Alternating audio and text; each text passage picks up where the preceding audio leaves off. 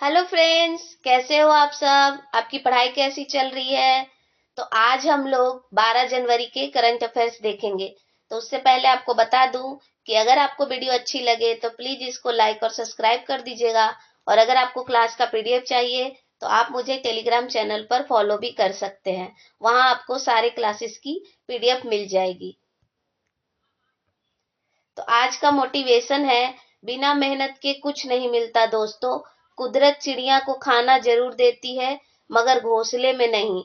तो सही बात है कि दाना पानी तो सबको मिलता है, लेकिन अपने कंफर्ट जोन से निकलना बहुत जरूरी है। तो अगर आपको भी अपने लक्ष्य को पाना है तो आपको अपने कंफर्ट जोन से निकलकर अपने लक्ष्य के लिए मेहनत करना होगा। तो चलिए इसी सोच और विचार के साथ आज का क्लास हम लोग शुरू करते हैं। तो आज का पहला क्वेश्चन है, राष्ट्रीय युवा दिवस किस दिन मनाया जाता है। तो राष्ट्रीय युवा दिवस जो है ये स्वामी स्वामी विवेकानंद विवेकानंद के जन्म दिवस यानी कि जयंती पर मनाया जाता है। और इनका जन्म कब हुआ था। इनका जन्म हुआ था 12 जनवरी 1863 को। इनका जन्म हुआ था कोलकाता में इनका जन्म हुआ था। इनके गुरु थे रामकृष्ण परमहंस। रामकृष्ण परमहंस। और ये 12 जनवरी को मनाया जाता है राष्ट्रीय युवा दिवस। और ये कब से मनाना शुरू किया गया है, 1985 से ये शुरू किया गया है मनाना। और जो ये स्वामी विवेकानंद है, इन्होंने शिकागो में एक भाषण दिया था। 1893 में। भाइयों और बहनों, तब से इनको काफी ख्याति मिली यानी पहचान मिली वर्ल्ड तौर पे। और इन्होंने बेलूर मठ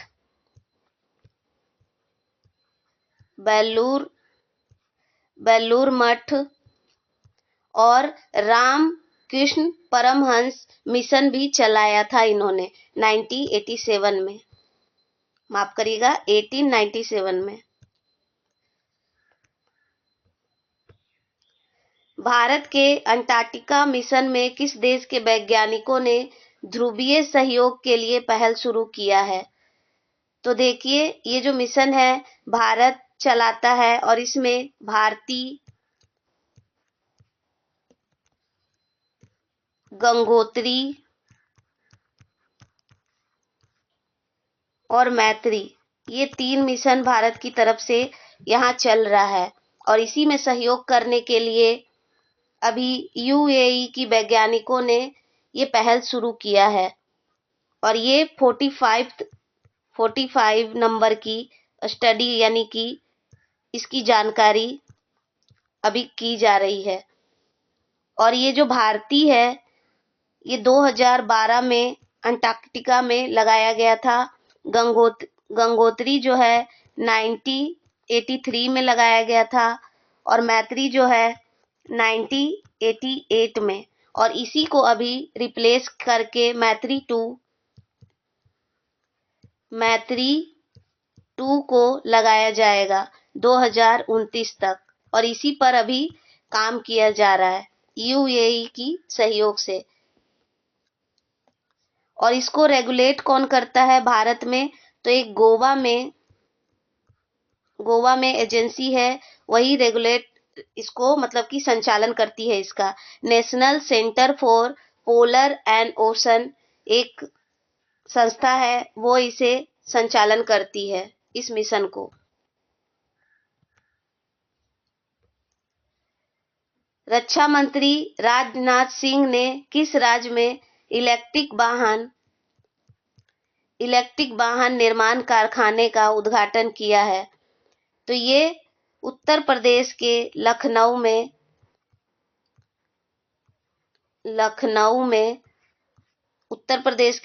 में राजनाथ सिंह जो अपने डिफेंस मंत्री हैं, इन्होंने लॉन्च किया है। और इसमें जो कंपनी है जो इस व्हीकल को बनाएगी वो है अशोक लेलैंड कंपनी। और ये 5,000 इलेक्ट्रिक वाहन जो होता है, जो चार्जिंग से चलता है, वो बनाया जाएगा। और यहाँ योगी जी भी, यानी कि योगी आदित्यनाथ जो यूपी के सीएम हैं, यहाँ उपस्थित थे। विश्व हिंदी दिवस किस दिन मनाया जाता है? तो देखिए, नेशनल लेवल पर यानी कि राष्ट्रीय स्तर पर ये 14 सितंबर को मनाया जाता है, राष्ट्रीय हिंदी दिवस। लेकिन विश्व के तौर पे ये 10 जनवरी को मनाया जाता है। वर्ल्ड हिंदी दिवस की शुरुआत 2006 से हुआ था और फर्स्ट टाइम भारत इसमें 1975 में, मतलब यहाँ मनाना शुरू हुआ। उस टाइम पे इंदिरा गांधी जो थी वो अपने देश की पीएम थी। हिंदी कॉन्फ्रेंस जो हुआ था उसी में वर्ल्ड हिंदी दिवस मनाने की शुरुआत किया गया था। और ये कहाँ हुआ था? नागपुर महाराष्ट्र में। महाराष्ट्र में।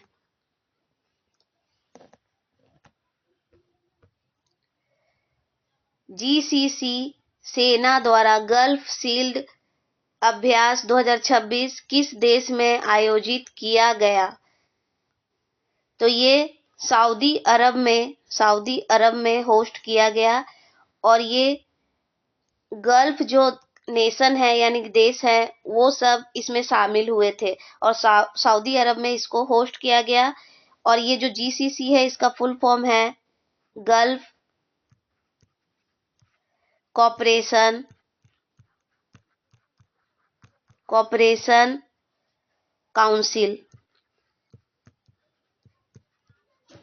काउंसिल, इसका फुल फॉर्म है जीसीसी का। और इसमें इसका जो मुख्यालय है ये सऊदी अरब रियाद में है इसका मुख्यालय। और ये 1981 में बना था। और इसमें जो सदस्य देश हैं वो हैं बहरीन, कुवैत, ओमान, सऊदी अरब, कतर, यूएई इसके सदस्य देश हैं। और ये इस्लामिक देशों का ग्रुप है। और इसी के द्वारा अभी गल्फ शील्ड अभ्यास 2026 का आयोजन किया गया है। और ये सेना के सहयोग यानी क्षेत्रीय सहयोग को बढ़ावा देने के लिए ये अभ्यास किया गया है। रत्तापानी टाइगर रिजर्व किस राज्य में स्थित है, जिसका नाम बदलकर हाल ही में डॉक्टर विष्णु श्रीधर बाकनकर कर दिया गया है? तो ये रत्तापानी टाइगर रिजर्व जो है ये मध्य प्रदेश में स्थित है, रायसेन में। और यहाँ नर्मदा नदी यहाँ से निकलती है और ये विंध्य रेंज में है। विंध्या की जो पहाड़ियाँ है वो उसके रेंज में है ये।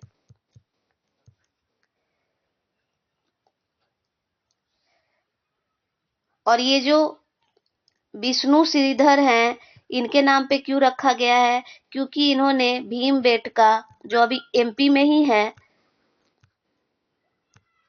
भीमबेटका की जो गुफा है इसको खोजा था। कब खोजा था? 1957 में। और ये भीमबेटका जो है यूनेस्को के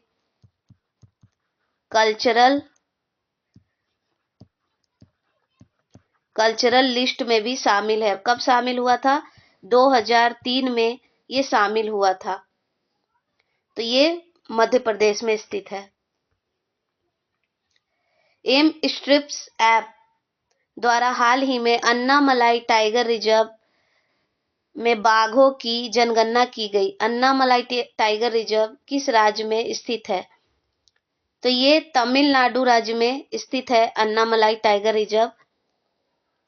और इसी में अभी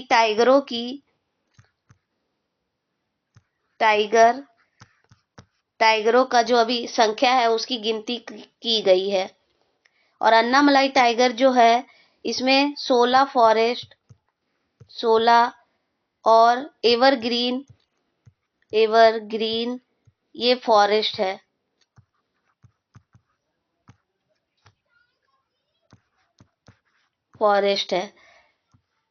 और यहाँ टाइगर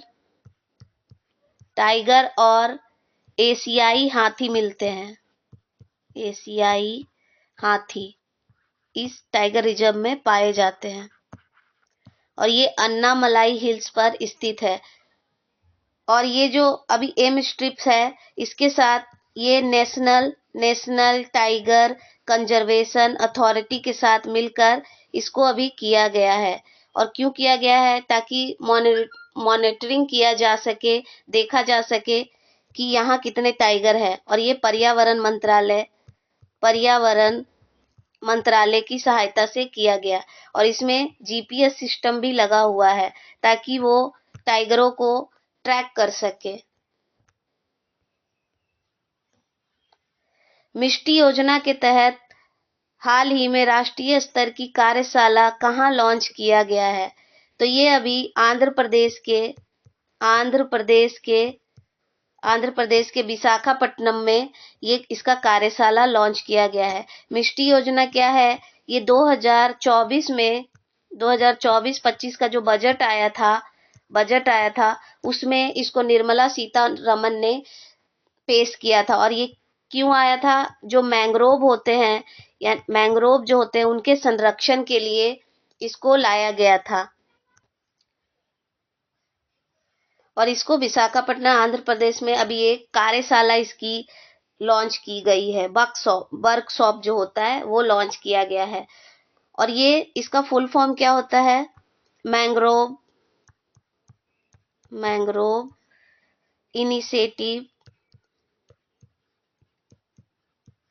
इनिशिएटिव फॉर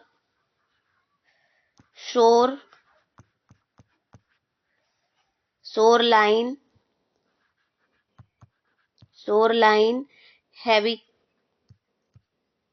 हैबिटेट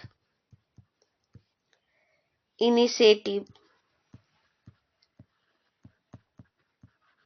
इसका फुल फॉर्म है मिष्टी का।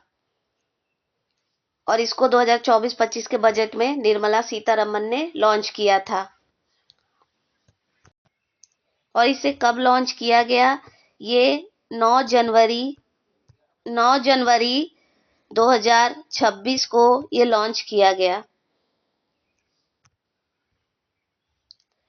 इलेक्ट्रॉनिक और सूचना मंत्रालय द्वारा हाल ही में परम शक्ति सुपर कंप्यूटर को किस आईआईटी में लॉन्च किया गया है? तो ये आईआईटी मद्रास में लॉन्च किया गया है। ये स्वदेशी और अपने देश का जो सुपर कंप्यूटर है उसकी एक सीरीज चली आ रही है परम। तो ये उसी का परम शक्ति अभी एक सीरीज आया है, वो आईआईटी मद्रास में लगाया गया है इलेक्ट्रॉनिक और सूचना मंत्रालय के द्वारा।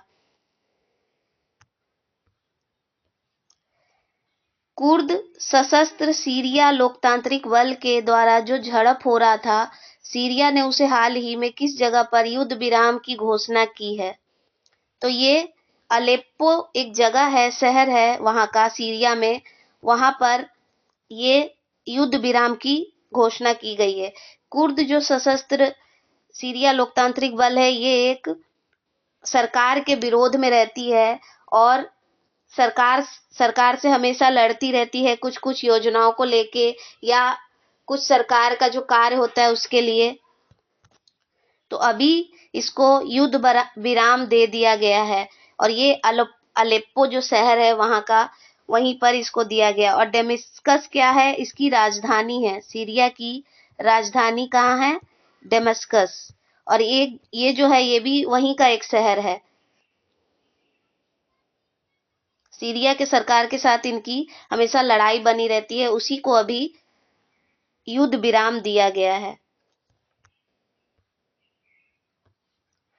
डीप टेक स्टार्टअप पॉलिसी किस राज्य में शुरू किया गया है? तो ये तमिलनाडु राज्य में शुरू किया गया है। हाल ही में मध्य अफ्रीका गणराज्य के राष्ट्रपति तीसरी बार कौन नियुक्त हुए हैं? तो ये फास्टिंग अरेचेंड टायडेरा नियुक्त हुए हैं मध्य अफ्रीका गणराज्य के। और ये अफ्रीका जो महाद्वीप है वहां पर स्थित है, और तीसरी बार यहाँ के राष्ट्रपति ये बने हैं। Bhairav battalion army day parade में 2026 में डेब्यू करेगा, यानी कि अभी ये बना ही है और अभी ये वहां पर प्रदर्शन करेगा।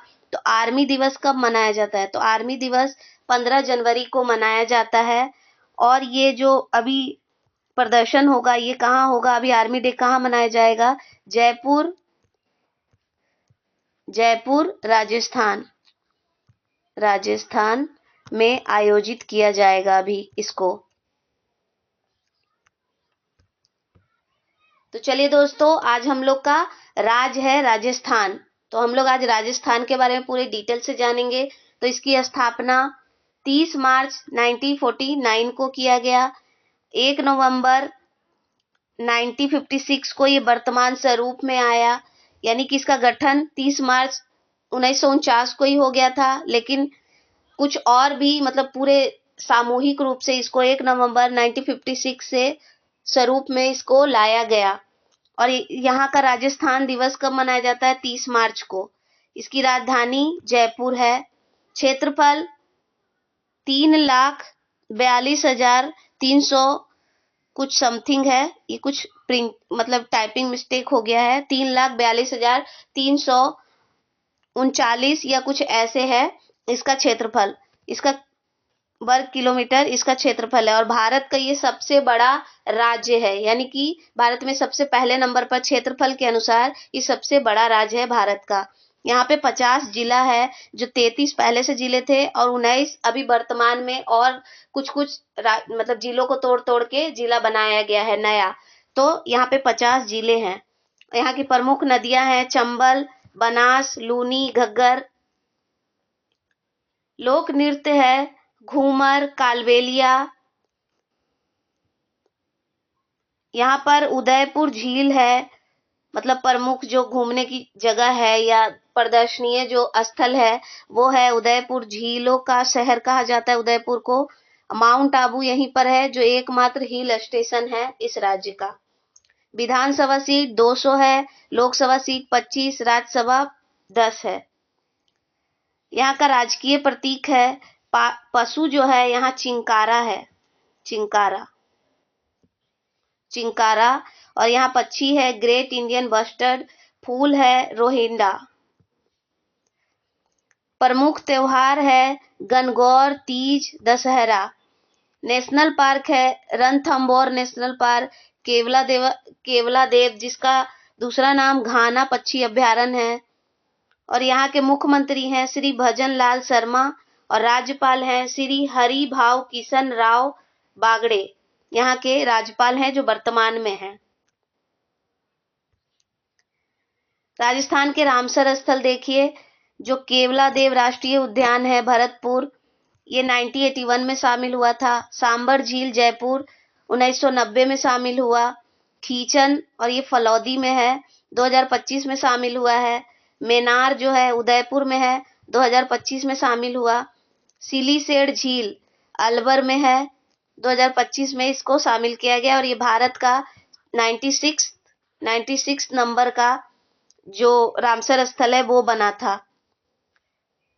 पार्वती धौलपुर में और बनास राजसमंद नदी घाटी में स्थित है, जो 2025 में शामिल हुआ था रामसर स्थल। यहाँ के प्रमुख जीआई टैग कोटा डोरिया 2005 में किया गया, इसको दिया गया जीआई टैग। जयपुर की ब्लू पॉटरी 2009 में। बागरू हैंड ब्लॉक प्रिंट 2010 में। सांगानेरी हैंड ब्लॉक प्रिंट 2010 में। बीकानेरी भुजिया 2010 में। मकराना मार्बल, सोजात मेहंदी, ये काफी एग्जाम्स में पूछे जाते हैं बार बार कि सोजात मेहंदी किस राज्य में है जो जिसको जीआई टैग दिया गया है। तो सोजात मेहंदी राजस्थान का ही है, 2021 में इसको जीआई टैग दिया गया है। केर सांगरी 2025 में। नागौरी अश्वगंधा, ये तो अभी जनवरी 2026 में दिया गया है। मैंने 1-2 क्लास पहले ही आपको ये पढ़ाया भी है। तो ये 2026 में शामिल दिया गया है जीआई टैग। उदयगिरी कोफ्ता गाड़ी धातु शिल्प को भी दिया गया जीआई टैग। जोधपुर के बंधेज शिल्प को जीआई टैग दिया गया है। बीकानेर उस्ता कला शिल्प को जीआई टैग दिया गया है। तो ये इसके प्रमुख जीआई टैग थे। Thank you for watching. अगर आपको क्लास अच्छी लगे तो प्लीज इसको लाइक और सब्सक्राइब कर दीजिएगा। और अगर आपको पीडीएफ चाहिए तो आप मुझे टेलीग्राम चैनल पर फॉलो करके इसका पीडीएफ भी ले सकते हैं। तो चलिए पढ़ाई करते रहिए, अपने लक्ष्य की तरफ बढ़ते रहिए। फिर मिलेंगे अगले क्लास में। बाय सभी को।